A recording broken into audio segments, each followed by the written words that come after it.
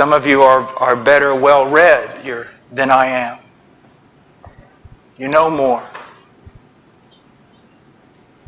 What can I tell you? But I can ask you this. How much did you pray this morning? How much do you tarry before the throne of God every day? I hear it very common today, even among ministers. They say, well, I don't really have a specific time of prayer. I just kind of pray all the time. I do not believe them.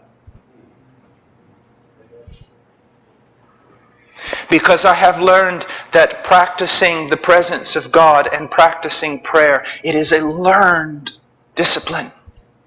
It comes from tarrying with your God. What else would you want to do? What other greater privilege has been granted you than to tarry with God? To worship Him. To cry out to Him. To commune with Him. And you say, we are to pray all the time, but how do we learn to practice the presence of God? How do we learn to pray all the time? I submit to you, it is by the discipline of a separated prayer life. Of getting up in the morning, early, before day. And I have come to believe that in fighting this battle of piety, one of the best things for me to do is this: to discover what my flesh most hates and do that first, before I'm weakened or distracted. To get up in the morning, and I'll tell you this, my flesh hates prayer more than Bible study. Because Bible study can actually be used for my glory. I can know more than others.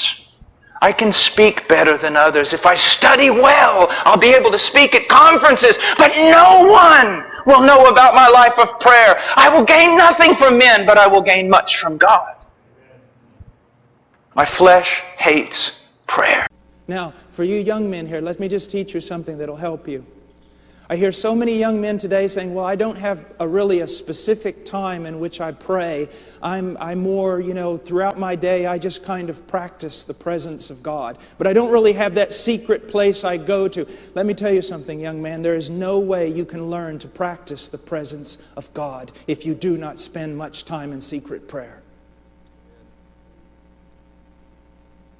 The power to practice the presence of God, the power to live a life of prayer, to always be speaking with the Father, that is born out of secret time with the Lord, segments of time with the Lord in prayer.